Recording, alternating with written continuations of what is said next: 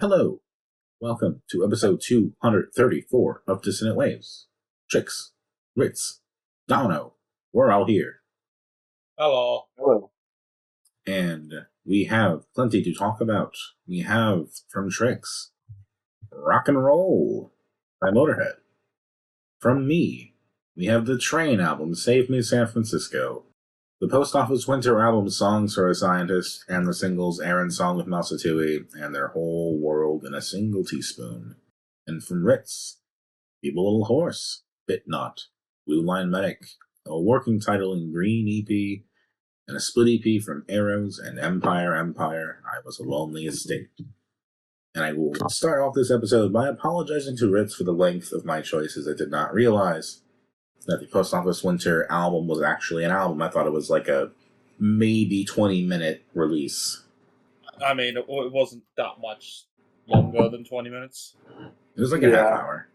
But that's not where I want to start this week. You know where I want to start, Dominic. I want to rip this Band-Aid just off so that we don't have to worry. I don't want to have to worry about it. Sure. You know what I'm on about. Let's do it. So, once upon a time in high school, I think I told the story, but in high school, I would take the bus to school, and we had about an hour to sit around and kind of wait for classes to start. We'd usually gather in like the cafeteria and just kind of talk. And one semester, there was an entrepreneurship class, and one of the groups chose to sell orange juice and donuts in the cafeteria. And so, as part of that, they would play a playlist of music. And these were, cool kids, relatively hip. And so they had a lot of music that had a lot of swearing. And whenever they had a music that had swearing in it and a curse word came up, they would have to skip the track. And so what this functionally meant is that every few minutes they would have to go back to the one song that was on the playlist that didn't have any swearing in it. And that was Hey Soul Sister by Train. Which led me to deeply resent that song, and therefore the artist. And as we've gone on this journey of bad albums and everything else, I think at one point self-flagellation came up, and I'm like, what would I hate covering the most? And it came to me that it would be this album, Save Me San Francisco by Train, and I said, fuck it. We had the week of agony and hatred. Let's do this. So let's get one thing entirely straight here, Dominic. I know that's a weird thing to tell you to do. You do not need a backstory to hate Hey Soul Sister. No backstory is necessary. No, but it is worth recounting how traumatized I was by listening to it endlessly. Absolutely. Don't get me wrong on that. I'm not saying that that's a waste of time, because obviously, if you're traumatized and stuff, speak out about it. But it is, by all accounts, just soulless. It might generally be one of the most creatively bankrupt songs to ever hit the charts, let alone be as fucking successful as it is.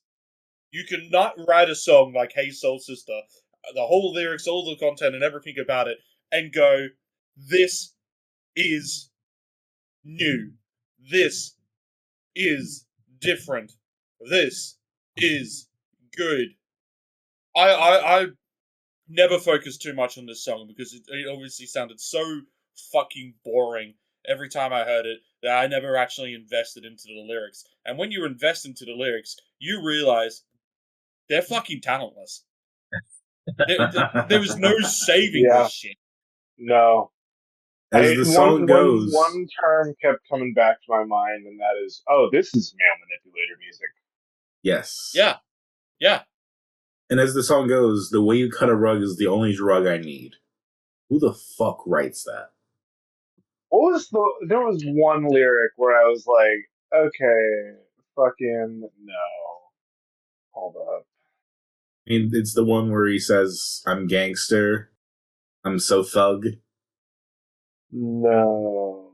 Because I'm pretty sure the implication throughout the song is that he's singing about someone who's black. Ooh. And he's referencing it in really oblique ways. But it still ends up sounding racist, kind of. It's, I mean, if you go to as a white man singing a song like "Hey Soul Sister," it doesn't matter who's on the other side. It doesn't even matter if it comes off as racist or not. It just comes off as tone deaf at the very best, and it comes off as just dumb. I couldn't actually give him any racism claims or male manipulator claims or anything like that, simply just because the writing on this is so fucking basic and so unimaginative. I don't think he has it in him to dog whistle. No. The lyric it was more just the entire song, but fucking "Marry Me," where it's like I want to marry this girl in the cafe that I haven't even fucking talked to. Ugh. Apparently, the Village Voice said that Hey Soul Sister is an orgy where bad ideas trade STDs, and then a syphilitic brain fart stumbled in drunk from a Smash Mouth show. It sounds like one of the reviews. From Smash Mouth, Train picked up an earworm that burrowed society's asshole, laid 4.7 million iTunes eggs, and gave birth to a gray cloud of banality that covers the earth. Final Tap. When they're reading the reviews. I mean, maybe that's what they're referencing when they're saying how much this song sucks, but Hit sandwich. But no, like the whole album is just full of awful lyrics. Yeah, I posted a couple of them. You did. I want to buy you everything except cologne because it's poison. What did he mean by this? Well, I have to imagine what he meant was that because cologne is a man's scent, he doesn't want to buy her another man's scent. Isn't supposed to. The only credit I could see would be like, oh, I don't want to cover up your smell or something like that. But that is one of the worst ways of saying that if that's the case. He's not saying perfume. He's saying cologne specifically. Yeah. Yeah. And I'm so glad we did not do the extra songs because no. Christmas songs, but also Umbrella cover. I do not want to hear him do fucking Rihanna. God, no, God, don't even make me think about that. we did. It was bad when the Wiggles did it. Yeah. And we can give the Wiggles a bit more credit than we could ever give Train. Ugh. The Wiggles cared. Into the Torturous Kitchen playlist again. The Train cover of Umbrella. That's the part that we kitchen music tricks. Dominic, you seem like an angel. No one compares to you. You're the best book I've ever read. You're the smartest thing I've ever said. You're breakfast in bed. Yeah. Oh, apparently, according to the Wikipedia page for If It's Love, he gave an explanation for the lyric about cologne.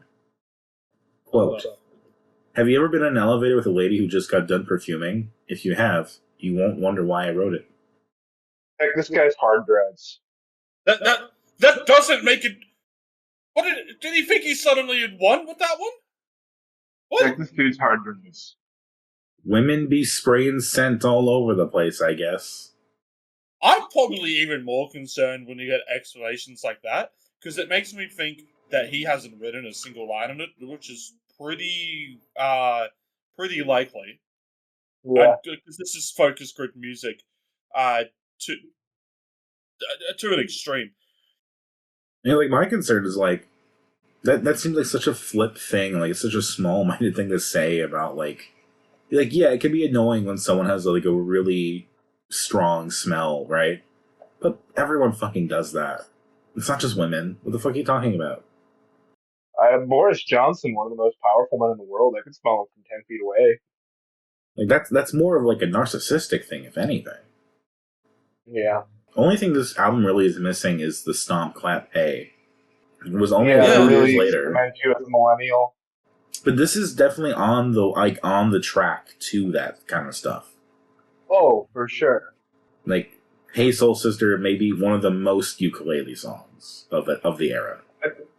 I think I have more respect for most Stomp Clap than I do Hey Soul Sister. As you should.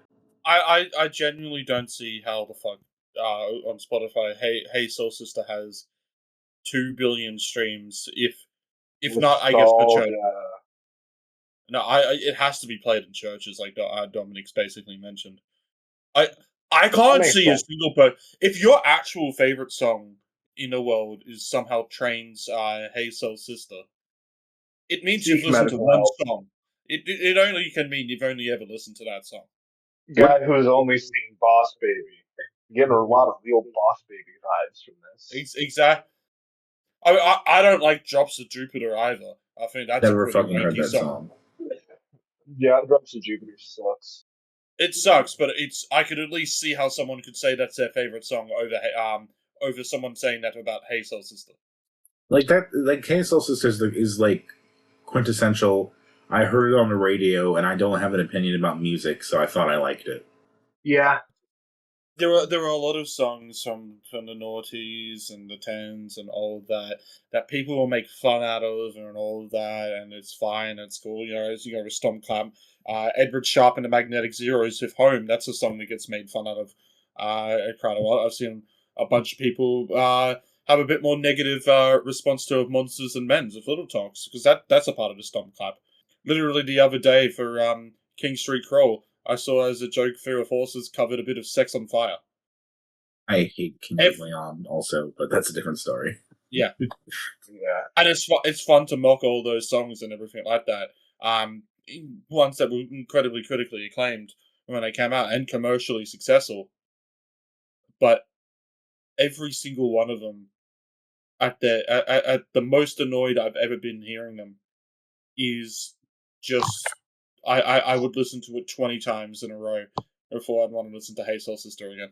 Oh, I'd listen to Home so easily over this anytime. Yeah. I'm. It's not even the worst song off this album. Is the sad part. I Breakfast in Bed is just so. There's cheese. There's oh god, that's fucking cheesy. And there's just wanna please you, wanna Japanese you. Jeez. And I was kind of that from. That's a lyric from that song. Yeah. Oh, fuck, you're right. No, Trix, it gets worse. How I need you, dress you up and feed you, love you like a daddy loves his baby. Baby, do it for me. Ugh. Jesus Christ. I was kind of... If Train didn't write that, then I would respect Train more for that. But whoever's written those lines and whoever's ticked off those lines, I've got no words here. I was initially interested in Breakfast in Bed because it was the one electronic-ish track of the bunch, so they were trying something a little different. And I do appreciate that they tried, but now that I actually have seen the lyrics, it's like, no. Also, like, the gall they have to pull in the Doobie Brothers into I Got You is quite something. Like, what the fuck are you... Like, why don't we just bring in fucking CCR and Janis Joplin while we're at it? Just fucking take interpolations from fucking everybody or some shit. So I'm going to make the most brutal comparison that I can and just wait for me to finish on this one. Yeah. So we've covered, obviously, the worst 3 albums of Metacritic on that list. We've done Limp Bizkit, results maybe already. We've done Kevin Federline, forget what the album's called, probably just Kevin Federline.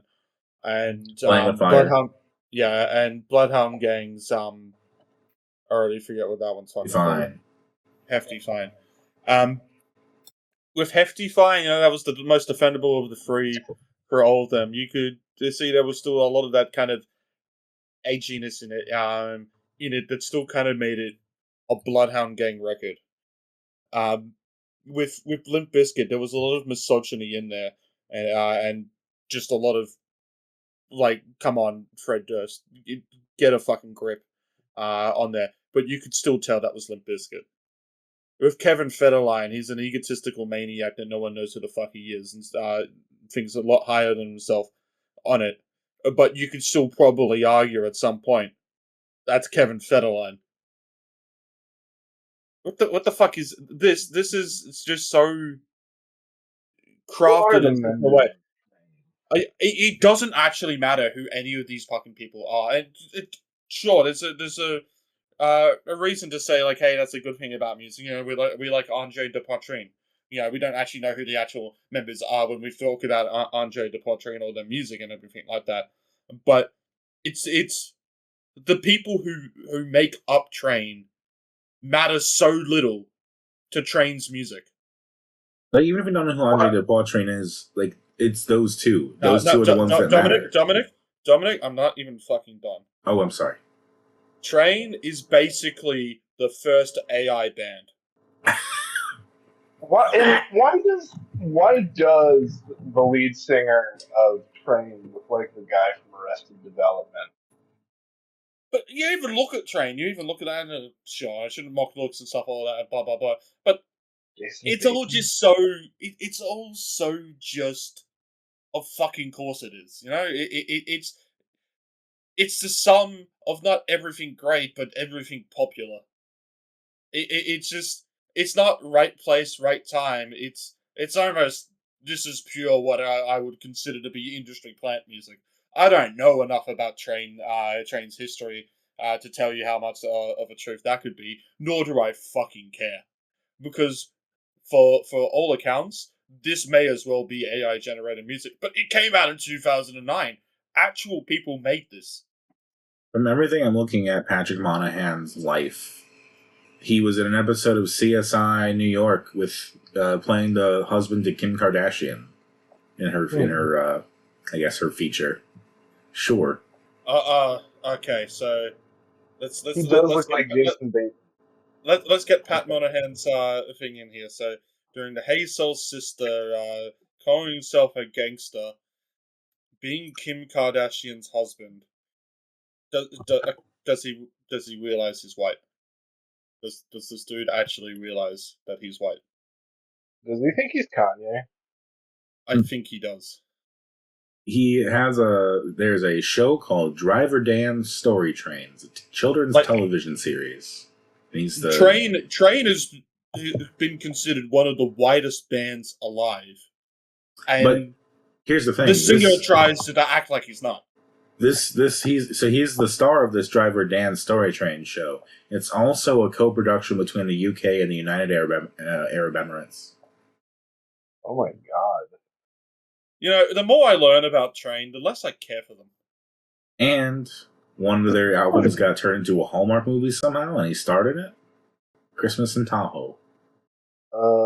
Where is the Israel? That's a great question. Because there's gotta be one.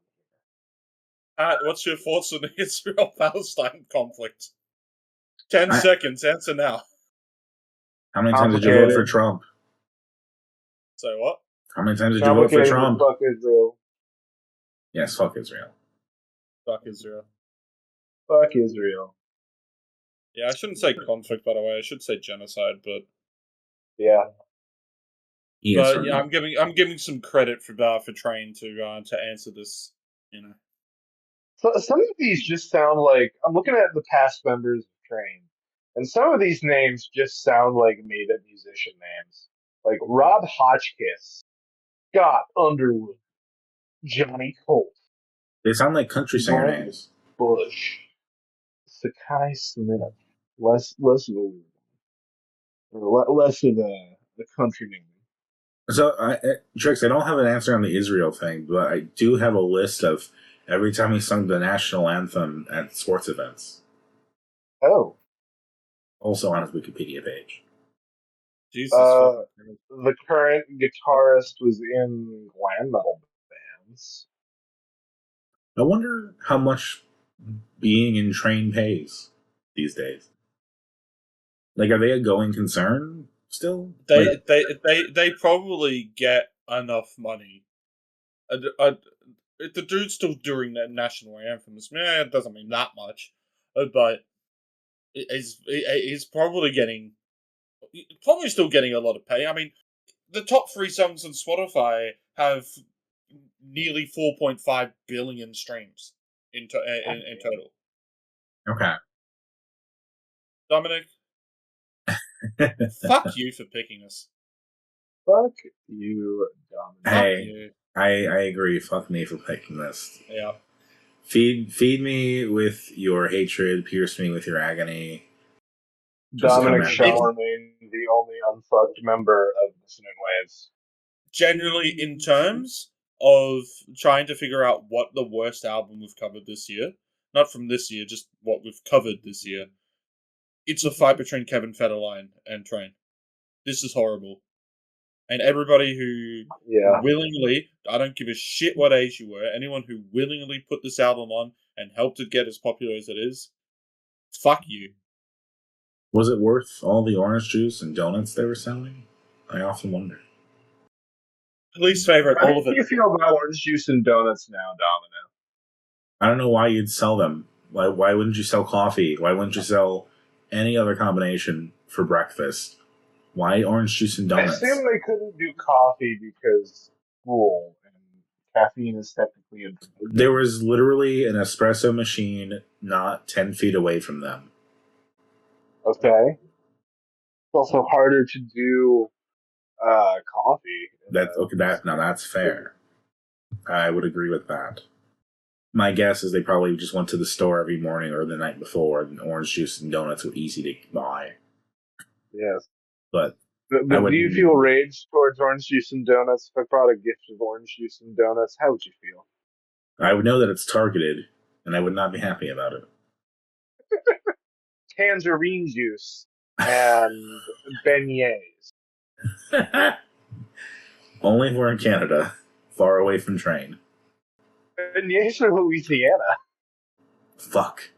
I'm not that cultured. Monty, what's up, bees? Let's never talk about Train again in our lives. Yeah. None of it's really good at all. Like I said, I was hoping Breakfast in Bed might come out to be at least the more interesting one from the difference, but it's not. It sucks as well. Yeah. Eat my ass, Train.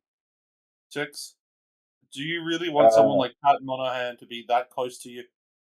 No. Blender, fucking hate Blender. It's not even a blender. It's like the dregs of a blender. It's when you ring out the bar mat at the end of the night and drink it. No, actually, this is the most Blender album that we've ever had. For the sake of, I want to put it in a fucking blender. I will still say Kevin Federline is worse personally, but it's down there. If I ever find it at a thrift store, Ritz, I just want you to know I will blend it. This is why you're the best, Trix. All right, I'll be worth it. Dominic. Yes. Where are we off to next? All right. Well, Trix, I want to know why you picked this Motörhead album. Because Eat the Rich is a fucking banger, and I can't get it out of my head. I can't deny that. And also, I've just been exploring Motörhead. This is the one I've been coming back to. But yeah, this is Motörhead's Rock and Roll from 1987. Yes. And I respect the fuck out of Lemmy as a bass player. It's an Amiga game based on this. I wish I could have played that. Boot up the emulator, live on it. I can't tell you I have like a strong favor towards this album, but at least like comparing it to Train, it's like, well, at least I enjoy listening to this. Yeah. I will concede though, Trix, that yes, Eat the Rich is a banger. So you will get that concession from me. You will get to have that appreciation. Not that there was ever going to be too much like fighting for me on this anyway. Like, yeah, Motörhead's a good band. Yeah. Not one of my favorite bands or anything like that, but like, but enjoyable. I've never gone out of my way to hate on Motörhead. I like Lemmy's voice. We could talk about how Lemmy liked to collect Nazi memorabilia. Did he? I did not know that. Yeah, no, that's yes, the one thing about that. Yes. Where from no accounts was Lemmy actually a Nazi. They just really like to collect Nazi memorabilia, but also like if you collect a lot of Nazi memorabilia, the questioning's there. Oh yeah, he liked to trade artifacts with the former guitarist from Slayer. Which, yeah, we're still not sure about Slayer on that one. Yeah. I mean, this is far enough along in rock and roll that I start to really enjoy this era. I think I haven't never listened to Motörhead outside of Ace of Spades. I'm kind of surprised how close they sound to that consistently. I think that gives me some enjoyment as well. Most of that is just Lenny being playing guitar on bass, pretty much, and just having that distinct voice. Really, that's really what it comes down to. Is just it's wild how much this band just rips as a whole. Like everyone's on the top of their game. But you never hear anybody talking about the other two in the band because Lenny is just that much of a personality. When you say the other two, I know they changed members a few times. They have, and that's why I said the other two. There's always a trio. Got it. Yeah, I forget who it was in this era. Yeah, Wurzel and Wizzo. And then we got Filthy Animal, but also Pete Gill sometimes. And then Michael Palin's there. Yes. So, seems like they have some tracks that straddle two different eras of the band. Yeah. But interestingly, it just, from what I'm seeing of like the reviews and stuff, people did not care for this at the time. Which I can get. It's more of this sound. And Eat the Rich was like a movie tie-in track for a movie Lemmy also starred in. Huh. So it is. Yes. British black comedy. Huh. Starring Jimmy Fagg. Great name. With 2 G's. So that's a real name, supposedly. Yes. It apparently might have been their birth name. Damn. Yeah. Keep in mind, even in Britain around that time, that would still mean a cigarette. Mm-hmm. Imagine being named Gaylord Fagg.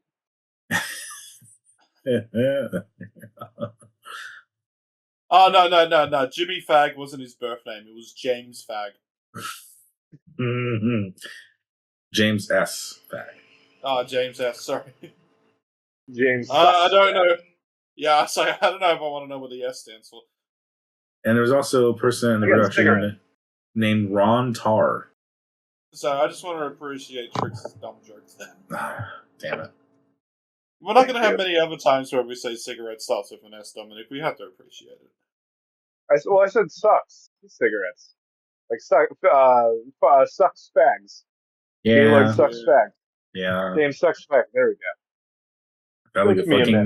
Sounds like a fucking Meet the Parents joke. Kinda does.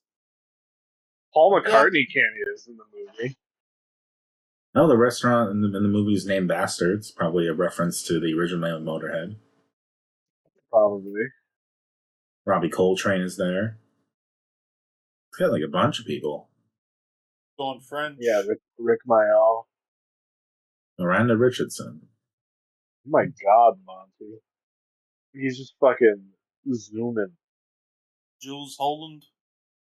Hugh Cornwell. I do love just looking at the cast. Shane McGowan as terrorist. That's at the top there. Yeah. Jimmy Fagg just plays Jimmy. When you got a name like that, what else are you gonna say? Yeah, well, I've got a name like Jimmy.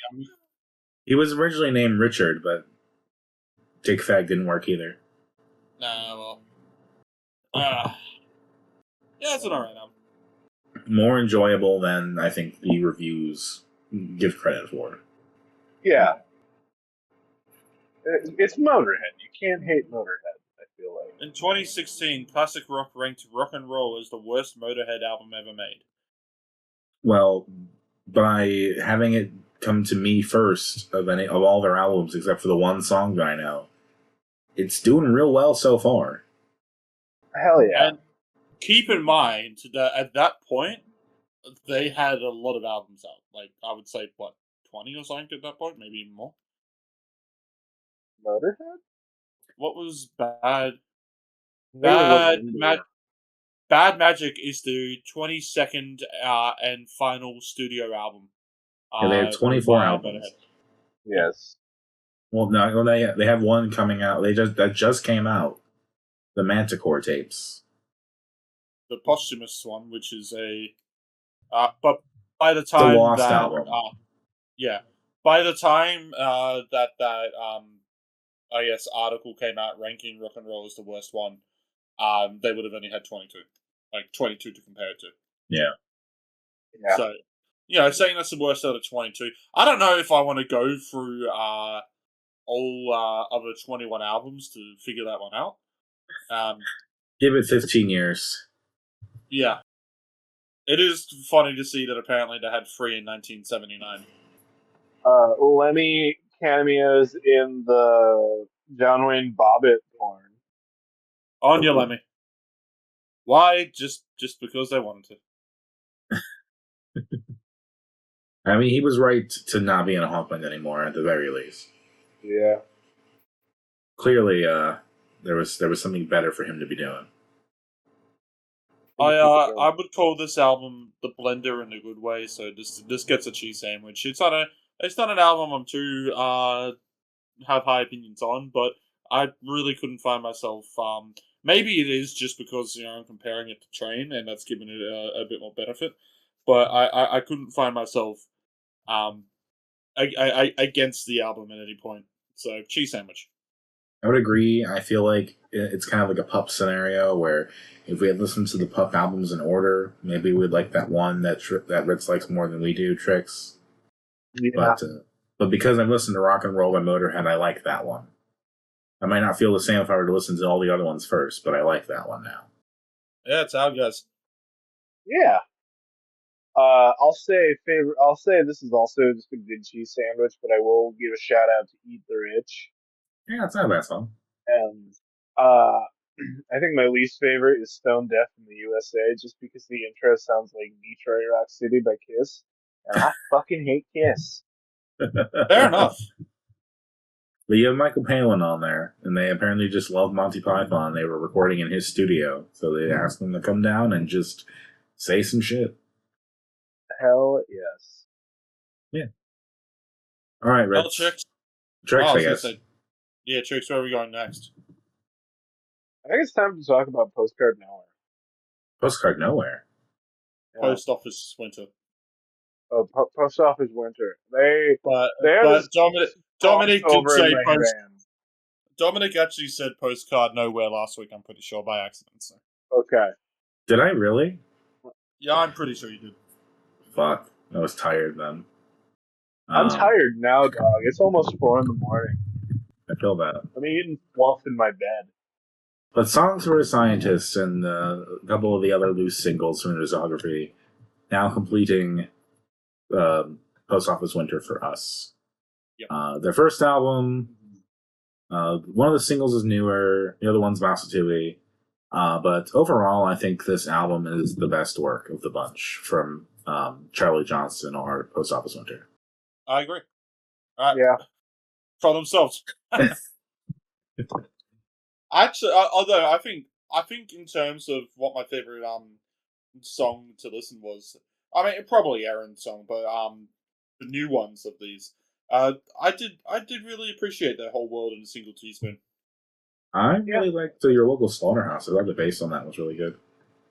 But yeah, in terms of like the full length projects that we've done from Post Office Winter, yeah, I agree. I think Songs for a Scientist is a better showcase of this band, and kind of like, okay, now I'm kind of understanding this band a bit more. Yeah, I feel like Music Box was like an ambitious, like weird thing that this album does kind of hint at with like Live at the Storm Cellar. I feel like kind of gets into some of that with their janky Changus and the carousels or whatever. But having this just kind of be an album without being too, I don't know, highfalutin about their concepts or whatever, I think just works. Yeah. Plus, always happy to cover more Mouseatouille. Yeah, that's, Absolutely. I think, is that the last of the Mouseatouille we have to cover for the moment? Do you want the good news, Dominic? Sure. I saw them yesterday, and they played 3 new songs they haven't played before. I don't think it's going to be the last that we cover for a while now. I think new stuff might be on the way. That I would be don't have nice. any more. I don't have any more inside info other than that. We can always go back to First Kisses or anything else that Harry's touched. To just It's feel also that's in the Yes. chat. There's also a shit ton of side projects like Gluepot, Yeah. Yeah. so that's not bad. We can also bug him in the chat. Yeah, he's still there. But yeah, I mean, it's also night and day between this and Train. So Anything is better than Train. This Anything is better than Train. This is like chill to listen to. This is like, a nice, 9 in the morning, sleepy, just like waking up, put your vinyl on kind of thing. Train is just fucking hellfire. Yeah. when you burn in hell, you have to listen to Train. Oh, Okay, I do have to give Train credit for one thing, and that is disappointing a lot of autistic people.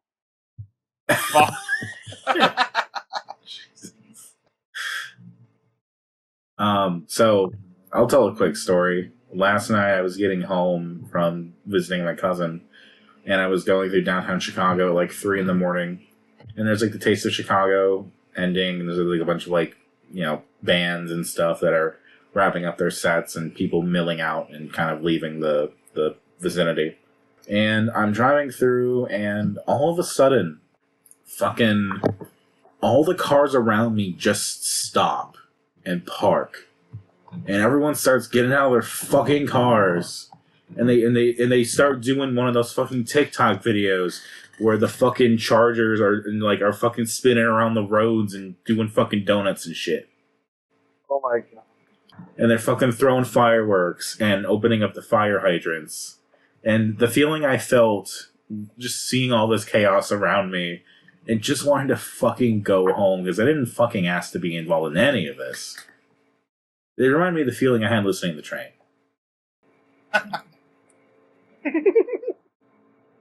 It's hilarious. But I did ask for Train. I will be fair. Because I literally said we should listen to it. But aside from that... So next week we'll be covering more Train. No. Oh, no. We've got to find a band called Bus. No, next week we complete the cycle, and then we move on. This has all been working to a point. Yeah, I going back into Post Office Winter though. Like, yeah, I like that this one's a lot more cohesive and simplistic because it works in their favor. I've always liked, at least on the albums stuff that we've covered, the vocals that come out of this band, and it really works in the simplistic. It makes it that chill and nice vibe. It still doesn't put me into a position where I'm like really, really excited about Post Office Winter, but right. I can at least on this one understand now like how other people are excited about Post Office Winter. That being said, I was never on I guess an anti Post Office Winter vibe anyway, because at their worst they've still been quite chill. I feel like we've been trying to understand them. We just have not found that in yet, and this was kind of the end. Yeah, and like I see what you mean by so like kind of that style stuff with the live track that's on this album as well, which personally is my least favorite off this album. Just it stands out in a bad way for me. It don't feel like it went anywhere really. Yeah, it was just kind of there. I'm sure if it had the song by itself, a completely different reaction to it. So it's one of those. It's not an actual dislike of the song. It's just it doesn't fit. Like it feels like a major organ in the adding machine kind of thing. But yeah, that album actually kind of went places. Yeah. Like there was like some DIY Neutral Milk Hotel-esque stuff to this. So of course, I kind of enjoyed that. Nothing quite on that level, though. Yeah. And again, when it comes to being a bit more expansive with the sound and stuff like that, while it wasn't too big on how Music Box did it, the Charlie Johnson solo stuff has its moments where I feel like it works and some others where it doesn't. I feel like Their Whole World in a Single Teaspoon is like a true case of like, okay, now that's where I can see that working as well. So, I mean, all in all, this is us doing all the post office winter that I'm like down for. I mean, this is it. Unless new album comes out. Which there's a lot of times in which like we cover bands and then we finish it off, and then by the time that we finish it off, it's like, well, we've actually already covered the best stuff and all the stuff, and everything else is just kind of there. And it feels like we've done it the other way with this band. For once, finally, thankfully. Yeah. I mean, in the end, my favorite is still Aaron's song. Sure. I know that's more a Mouseatouille track when you listen to it, but like, it's really fucking cute. I like Aaron's song. Aaron's song is good. I really prefer Your Local Slaughterhouse just as a vibe, as a sound, but Aaron's song is also pretty good. I liked The Coldest Winter on top of Shark. Yeah. I agree, Trix. I was reading the track title as it was scrolling. But that's a cute track. It's a nice little album. Again, if you look at the run times and just look at it, it's like it seems like it's shorter than it is. Yeah. So, it's also not like this album felt long to get through. No. Right. It's a pretty easy. I feel like that's always good for an album. Like, yeah, there's a bit of that disjointedness that happens with the live track, but that's basically at the end anyway. So it's an album where I feel like you can just put it on until it's finished, and that's always a good quality about an album. Yeah. So Charlie, I like your stuff. I apologize. I wasn't familiar with your game. Was unfamiliar with your game. No, have you seen that like that? Yeah, I ball like that. Deep ball knowledge. That's just always. I mean, it's one of the great reaction posts in any sport. Is just to post that whenever there's somebody that especially on my own team, when they've done shit all season and they do one good thing for the year, just post that image. Yep, no, redeemed. Wasn't familiar with your game. Anyway, so yeah, favourite for me, Coldest Winter on top of Shark Peak. Least favourite's the Live at the Storm Cellar. Oh, and then favourite is the singles, the Aaron song and Their Whole World and a Single Teaspoon are both really great standalone singles. Hell yeah. I mean, I like Your Local Slaughterhouse is my favorite song on the album. I like Aaron's song. And yeah, probably the Janky Chang is one of my least favorite. It just seems out of place. But yeah, overall feeling positive. Cheese sandwichy in a way. I already shouted out my favorite as Cold Winter, Shark Peak. Overall, good cheese sandwich. I guess it's just my shit left now. Yeah. I guess we'll start with the shorter ones, which is the probably only going to spend 5 minutes on this most, and we'll do them both at the same time. The two EPs to kind of start off this very inconsistent, but yet will happen over the course of however long it is, dive into the history of Ozemo. I decided let's go on with some older bands to do their EPs with, because I've done enough newer bands that I don't think we need to bring that up. If we're going to start off in here, so I picked Melbourne emo band Blueline Medic. Existed in the very late 90s, early noughties, and late noughties, early 10s post-rock / Matthew emo band Arrows, and they're split with Empire, which that was a collaboration between two labels. Count Your Lucky Stars, obviously from America, because their association with Empire. I think it's like the same guy, and Hobbity Hoy Records in Australia, which Arrows was a part of. Nice. I really just like the fucking sound of the Blueline Medic EP so much.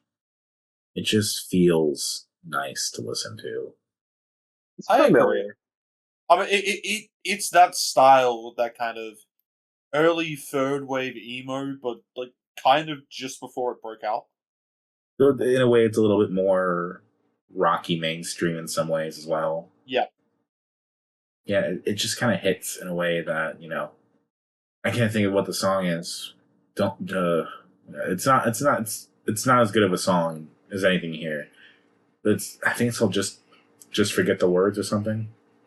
But that's definitely a line in the song. But it's kind of that like melodic, over the top, kind of cheesy but like serious song that's from this era. But it reminds me of that in a way, and like as cheesy as that song also can hit in the right moments. Yeah. Yeah, I mean, like Plate 217, the opening track on this, it doesn't escape its cheese. It is as something that's basically just describing a girl flying flying on an airplane the whole time, and then it does the whole ending of like, oh, could you please just settle down with me when you land, kind of deal. You know, it's like, oh, it's actually a love song. Yeah, a bit of cheese, but the way that it's all presented, you don't notice it. No, it's using the emo style as a way to kind of mask some of that stuff. And it's short, it's sweet. I like it. There's a lot more Blueline Medic to be covered, and that's kind of, you know, why I picked these two bands to start off with as well, is that both of them will have like full efforts to kind of go into later. Funnily enough, like the split, I'm pretty sure it's like at the end of Arrows, whilst this EP is actually the start of Blueline Medic. Obviously, there's other bands and stuff to compare to, because you never members are never only in one band. I think Blueline Medic, even most of the members were in Caustic Soda before before Blueline Medic, so there's a whole history to fucking cover there as well. So it's a short, sweet one, and admittedly, it's probably a bit more easier to go to Blueline Medic than Arrows, because Arrows just has the one song. I mean, sure, but it also that is what Arrows sounds like. Yeah, I think that's good too. I think it's good too. Like I don't have any problem with this split as it is. Oh yeah, if we're comparing which one's the best, it's Blueline Medic, but also like it's a good split as well. Yes. Yeah.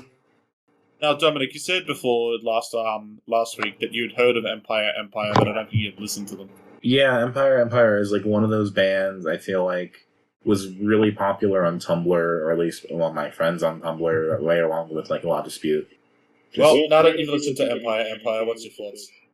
I kind of just want to delve into more of these Tumblr bands that I missed out on, because I feel like there's something there.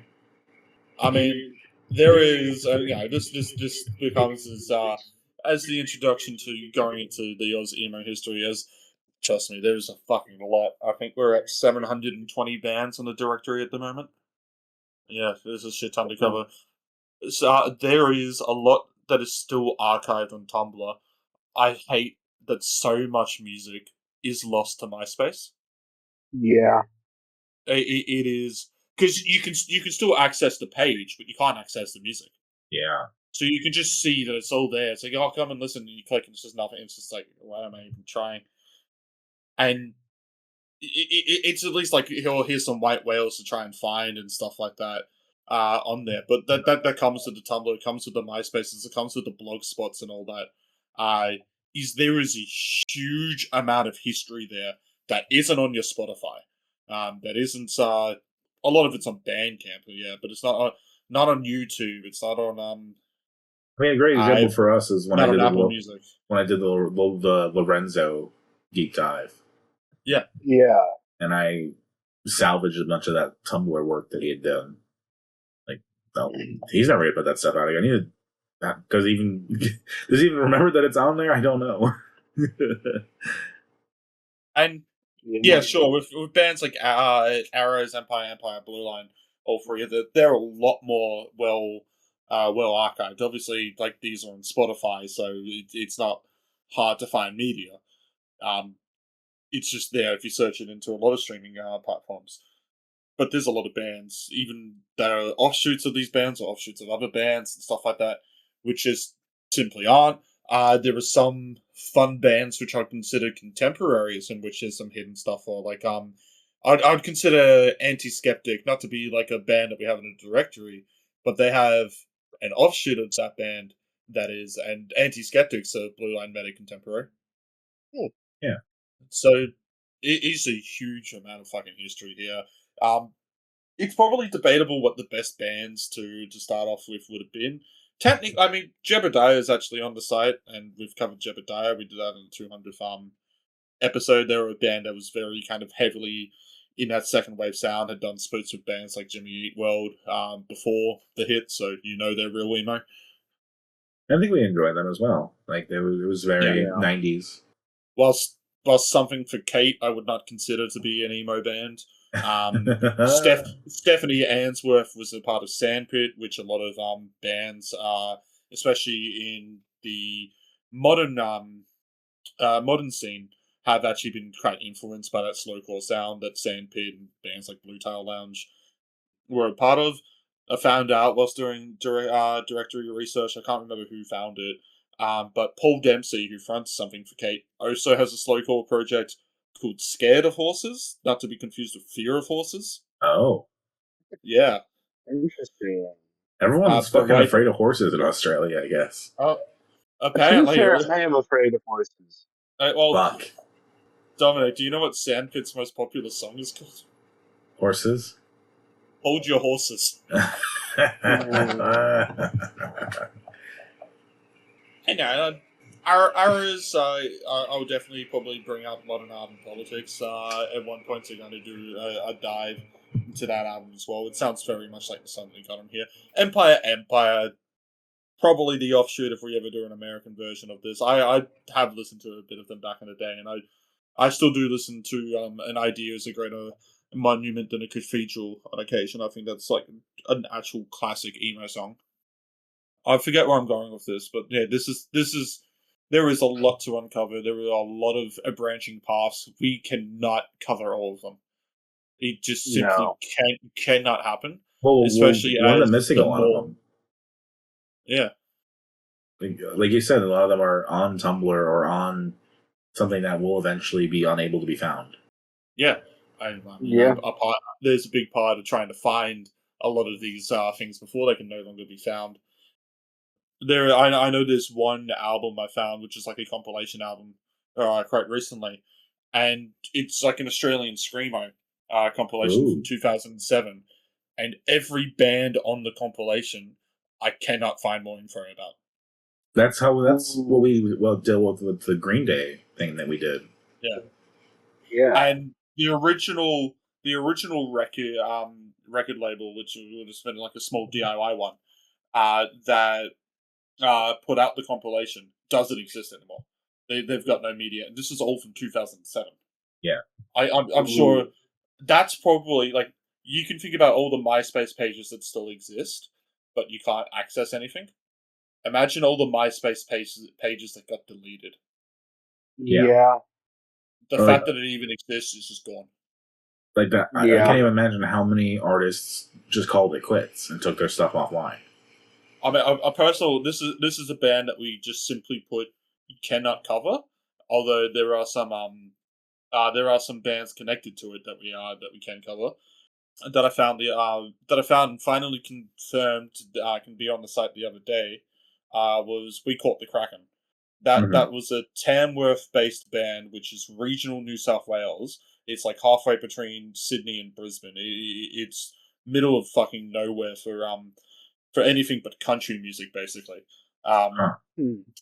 On there, they were a mathcore band that existed. One of the members of it is actually quite lively in the scene.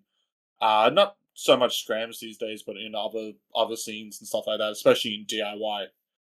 And I had to find a bunch of connections and found out like, okay, it's his band. And, I asked him about it. He confirmed the whole details.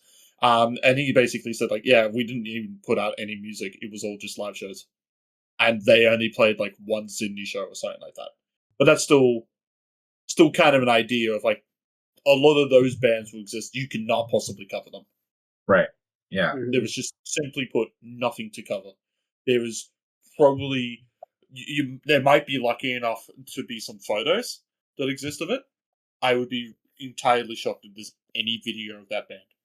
The only reason I found out that it existed was because another band, which doesn't share members, had it on their word blog or blog press or something like that, in a list of bands that they considered their friends.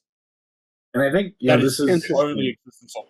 This is something that I think is interesting for us. I think this is something that we've kind of come back to repeatedly, and I think is a testament to why this podcast deserves to exist, right? Because Trix, you kind of dealt with this when we're doing our Indiana egg punk stuff.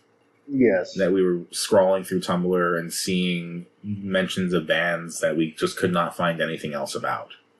Yes. And, for my part, the Wombologists are basically this. There's that 1 minute long video that I saw, and I'm sure there's some photos somewhere. But I only know about the Wombologists because I was fucking there. And I know that other musicians in my area were inspired by them. So, trying to find ways to at least mention them or honor them in some way, talking about all the other bands that are more findable is interesting and, a way to tackle the scene and try to preserve what we can. Yeah. I'm sure at some point there will be some kind of creative liberties and what's picked in this and all that. Maybe there'll be some sneaky compilations or live sets and whatnot. But there's also been a lot of bands that we have covered that are considered on the site. Obviously, we will look back at you, Bigger Bird and Mouseatouille, ones that we've also interviewed. Yeah. Mm-hmm. And this also goes all the way back to Portions. Yeah, it does.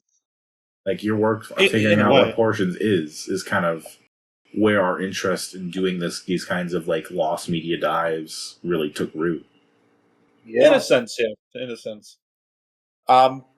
With that, favorites for me, Plight 217 is a Blueline Medic classic. Old Passwords of Brisbane are an Arrows classic. Empire just sound good. They're my least favorite off the side of the split, but they still sound good. I think my least favorite of the Blueline Medic EP, if I have to pick, is Shopping with a Cartesian. But it's still an okay song. Yeah. I generally agree with you, but I will say I do quite like Where You Are as well. I am going to say Cheese Sandwich. And now we get to the end. Feeble Little Horse is back. We covered them when the first album came out. And then they kind of went away. Yeah. Yeah. I think we did the single This Is Real at the end of the year, Dominic, didn't we? I think so. Yeah, I think that was on the 10. It was one of my favourite songs of last year. I don't think it was one of yours, but can't all be singers.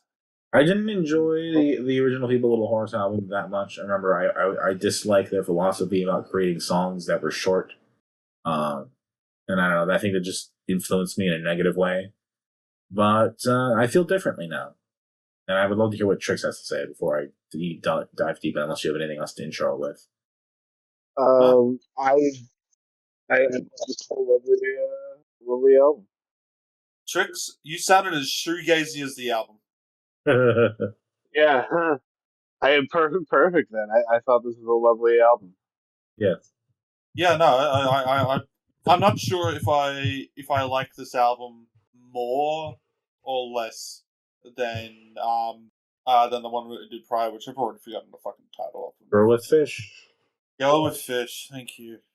I can always remember the album art with the dog and the kind of lo-fi fields or whatever it was. But that's a good sign because I thought that album was great. It was one of my favorite albums of 2023. So if I'm at the point where I'm going I'm comparing these two and going which one do I enjoy more, it could mean do I think it's so similar? I'm kind of comparing in that sense. But no, I don't even mean it that way. I do think they both kind of have their own reasons, or differences to the album to do this comparison with. So they both have a reason to exist. I like both albums. I'm just a Feeble Little Horse fan now. I'm just a Feeble Little Horse girl. You're also just a Feeble Little Horse. Feeble Little Horse. No, but yeah, these songs are interesting. I like the way they do their production. I like just the little touches. Like Doorway has this car alarm sound buried pretty well in the mix. It definitely fucked me up when I was in my car being like, is there a car somewhere nearby that's like having an issue. You got pranked. But like that's interesting, and like some of the songs like Guts, have like this interesting texture to it that I really appreciate. Mm-hmm. They censor a swear in Dior. They did. Where they said what in Dior? I don't think they censor a swear. I think they actually censor a person's name. Oh yes, because this is the second album in a row we've had where they have either censored something or just put a beep in there. The Lobster Fight album also did that. Or I think they did it with like a photography picture taken sound instead, but still. Yeah, like the short runtime of the songs, I could understand on the kind of the first album like being kind of against that kind of short song philosophy. I know times have kind of changed, and now this kind of song length is becoming a little bit more normal. The average song length is shorter than it was 5 years ago, or even. But they also have a song here that's over 3 minutes. Yeah. Yeah. But in the sense of this one, I feel like they're trying it. I shouldn't say trying. Like they explore different boundaries of their sound on here in a way that just doesn't overstay its welcome. Yes. Like 25 minutes. It justifies the shorter runtime because of that. Because they're not rushing the album. They're just doing different things. It feels like they naturally came to this instead of having this like template of what they wanted to do and not do because they just couldn't relate to songs being super long. And like I liked the single from last year, "This Is Real" a lot. I'm always happy when you get those kind of like pre-album singles that don't go on the album, and you can just go, okay, I can actually see why this is not on the album. Yeah, for sure. I couldn't fit it on this to keep it the same style, and I can still like that song and still like this album. I just want to appreciate that. It didn't feel like, oh, this was just cut for the sake of it. So sometimes we've talked about that with other bands that just seem to have shorter albums where it's like you could have added more. This doesn't feel like it needs it. No. Yeah, I'm a feeble little horse. I feel like this is going to be a harder album to talk about than its runtime. Just because it still is short. It's still got that shoegazy vibe that goes into there. It's still got those bits of like electronic sounds kind of going into some of the production on there as well. But it despite the kind of like heavier emo influence that they kind of go into this as well, the shoegazy influence, it is still a really chill album to listen to. Yes. Yeah. And it all just fits. It doesn't fit in a boring way. It doesn't fit in like a true heavy way. It's just a good kind of dopamine album, I would call it. Like it just, the sounds are really good at hitting the wires in your brain the right way. I would agree. Like it doesn't matter where you are; it can just hit you in a nice way. There's certain catchiness to some of the hooks, especially on songs like Rewind and Dior. I do like any song that namesakes or not namesakes, so shouts out David Berman, rest in peace. Yeah, good album. Feeble Little Horse survived the sophomore slump. Yes. I don't even know if it's a sophomore, but they survived the slump. Well, we didn't listen to Heyday, so who can say? No. Favorites for me: DMT, Guts, Rewind, and Dior. If I have to give a least favorite, maybe something like Upside Down. I like Doorway and Guts the most. My least favorite, probably Paris. Favorites for me, I also like Doorway, and I like Cradle. No real least favorite. All right, I guess we're doing the fun of ranking, aren't we? Yeah. This is an interesting one. I don't know where this is all going to land for me. I think you lie. But we can all agree the Train is the worst one. Yeah. Without a doubt. But beyond that, I'll start. I'll go Train at the worst. Then I'm going to put Motörhead. Then I'm going to put Post Office Winter. And then I'm going to put Arrows, then Blueline Medic, then Feeble Little Horse at the top. I will throw Train at the bottom. Then I'm going to throw the Oz History EPs next. Then I'm going to go Post Office Winter as a whole, Motörhead, and then I'll throw Feeble Little Horse at the top. All right, I think I will go Train at the bottom, Post Office Winter, Motörhead, Arrows and Empire, Blueline Medic, and on top is Feeble Little Horse. Is that a universal number one for Ritz? I think it is, yeah. Yeah. All right. I won with just a Feeble Little Horse. She is small, she is feeble, but she is mighty. Me going against the Elite Four with my level 14 Rapid Dash.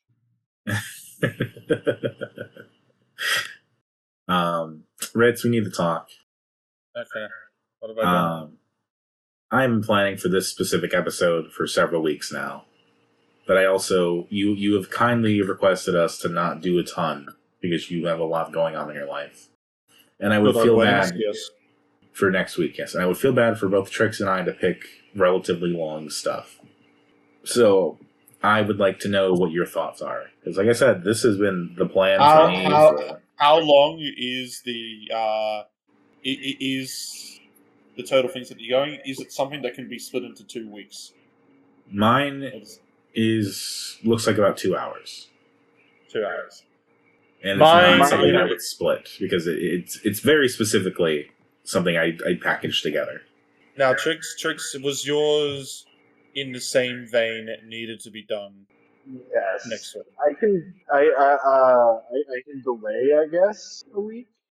I would be if Dominic does the long one next week and Trix does the longer one the week after. Because keep in mind, I am picking like 3 things, but 2 of them are really short, and the other one's less than 30 minutes itself. Because after this, I will be doing a few weeks where I pitch just one album, but this specifically has been the plan.